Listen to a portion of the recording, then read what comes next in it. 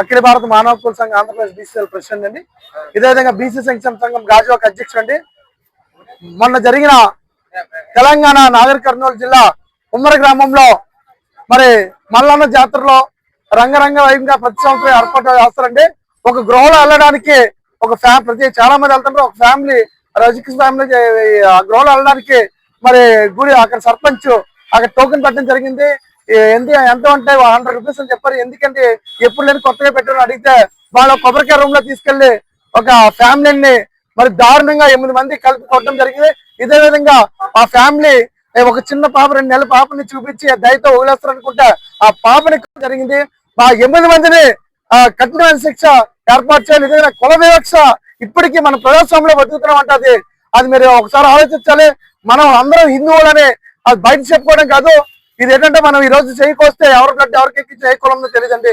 దయించి మరి తెలంగాణ సీఎం రేవంత్ రెడ్డి గారు స్పందించి అంటే వీరి గవర్నమెంట్ కి చెడ్డ పేరు తెచ్చే విధంగా ఎలా సర్పంచ్ నాయకులు ఉంటారండి. ఎందుకంటే ఓట్లు అడిగినప్పుడు కులం ఉండి గుర్తురాదండి చాలా మందికి. కానీ ఓట్లు అడిగి గెలిచిన తర్వాత మాత్రం ఎవరికైనా ఆ కులం మీద ఏంటంటే మనకి అడిగింది ఏం అడగట్లేదండి. ఒక న్యాయపరంగా చట్టపరంగా వాళ్ళకి కఠినమైన శిక్ష ఏర్పాటు చేయండి. ఎందుకంటే 2 నెలల పసికందండి, అన్యపుణ్యం తెలియదండి. చాలా మంది ఇప్పుడు ఒక పాపకి ఇంజక్షన్ గురించి ₹1 మనకు చాలా మంది ప్రాణాలు కాపాడుదామంటే ట్రై చేస్తున్నారు. కొంతమంది చాలా మంది దుర్మార్గులు ప్రాణాలు తీయడానికి చేస్తున్నారు. దీనిపై మరి తెలంగాణ గవర్నమెంట్ స్పందించి ఆల్రెడీ అరెస్ట్ చేయడం ముగ్గురు చెప్పారు. అక్కడ మా మిత్రులందరూ ఉన్నారండి. వాళ్ళు కూడా ఫ్యామిలీతో మాట్లాడి కండక్ట్ చేయడం జరిగింది. ఈ 8 మందిని పట్టుకొని కఠినమైన శిక్ష ఏర్పాటు చేయాలని మరి గాజువాక అందరూ యువత తరపున కానీ మా మిత్రులందరూ సహకరించి నాకు ఈ కార్యక్రమ క్యాండిల్ ఆ పాప ఆత్మశాంతి చేకూరాలని మనస్ఫూర్తిగా కోరుకుంటూ జై హింద్. ఇప్పుడు రాష్ట్రం తెలుగు ప్రజలకి ఎక్కడైనా అంటే తెలంగాణ కాదు ఆల్ ఓవర్ ఇండియాలో తెలుగు ప్రజల మీద హిందుత్వం మీద మాత్రం చిన్నారుల మీద మాత్రం గౌరవం జరిగితే సహించేది లేదు. బీసీ నాయకులుగా మేము ఎందుకంటే ఒక చిన్నారి నేల మీద పడే చిన్నారి రేపు దేశాన్ని ఉద్ధరించే పిల్లని అన్యాయంగా చంపడం అనేది అది చాలా తప్పైన విషయం. అది బీసీఏ కాదు ఏరా కులాలనే కాదు పిల్లల మీద ఏ కులమైనా సరే మూర్ఖుడిగా కనబడితే మాత్రం సహించేది ఒప్పుకోము. ఈ రోజు మా బీసీల మీద కఠినంగా చీపుగా చూసి ఈ నాయకులు ప్రవర్తిస్తున్నారంటే మాత్రం దయచేసి ఊరుకునే జరగదు. ఎందుకంటే ఈవేళ బ్రిటిష్ పరిపాలన నుంచి పోయి మన రాష్ట్రానికి మనం వదిలేసి మన దేశాన్ని వదిలి వెళ్ళారంటే మనం ఏం తెలుసుకుంటున్నాం.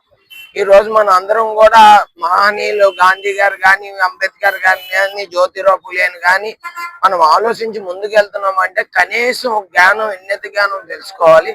దయచేసి తక్షణమే రేవంత్ రెడ్డి గారు కూడా ఆలోచించి బీసీల మీద చిన్న గీత పడినా నేను ఒప్పుకోను అని చెప్పి తక్షణమే త్వరగా ఖండించిపోతే మాత్రం మేము ఊరుకునేది జరగదు. ఇది చిన్న ఉద్యమం నుండి అవుతుంది. ఆ పాపకి శాంతి జరగాలని చెప్పి మా బీసీ నాయకుల నుండి ఉదయపూర్వకంగా ఆత్మశాంతి జరగాలని చెప్పి కోరుకుంటున్నాం. దయచేసి చిన్నపిల్లల మీద ఎవరైనా అగాధ్యం చేస్తే మాత్రం ఊరుకునేది జరగదని ఇట్లు నా పేరు నాగర్ కర్నూలులో జరిగినటువంటి రజక జాతి బిడ్డపై జరిగిన అన్యాయాన్ని మేము విశాఖ జిల్లా రజక సంఘం తరఫున తీవ్రంగా ఖండిస్తున్నాం. అలాగే ఆ చిన్నపిల్లల్ని అతి ఘోరమైన కాలుతో తన్ని ఏక మీద కాలు వేసి తొక్కడం అనేది చాలా ఘోరమైన చర్య. ఈ చర్యలు ఎలాగా జరుగుతూ ఉన్నాయి. మా జాతి మీద జరుగుతున్నట్టు ఈ దాడిని మేము గత ప్రభుత్వాలు అన్ని ప్రభుత్వాలకి కూడా మేము తీసుకుని వెళ్ళడం జరుగుతుంది. అందుకే మా చిరకాల వాంఛ ఎస్సీ స్టేటస్ కోసం మేము పోరాడుతూనే ఉన్నాం. ఇలాంటి దాడులు జరగకుండా ఉండాలి అంటే మాకు ఎస్సీ స్టేటస్ అనేది కల్పించినట్లయితే మాకు ఈ యొక్క చట్టం వర్తిస్తుంది. ఈ యొక్క ప్రతి ప్రభుత్వానికి మేము ఎవరైనా ఇస్తూనే ఉంటున్నాము. ఈ దాడులు ఎలా జరుగుతున్నాయి మహిళలపై అలాగే రజకులపై జరుగుతున్న ఈ దాడిని అరికట్టాలంటే ఎస్సీ స్టేటస్ అనేది మాకు చాలా అవసరం. ఇది ప్రభుత్వాలు గమనించి మాకు ఎస్సీలో కలపాలని కోరుకుంటున్నాం. అలాగే ఈ యొక్క జరిగిన ఈ సంఘటనని మా విశాఖ జిల్లా నుంచే కాదు ఆంధ్రప్రదేశ్ రజక జాతి నుంచి కూడా మేము ఆ యొక్క దోషుల్ని కఠినంగా శిక్షించాలని మరింత కోరుకుంటున్నాం. Thank you.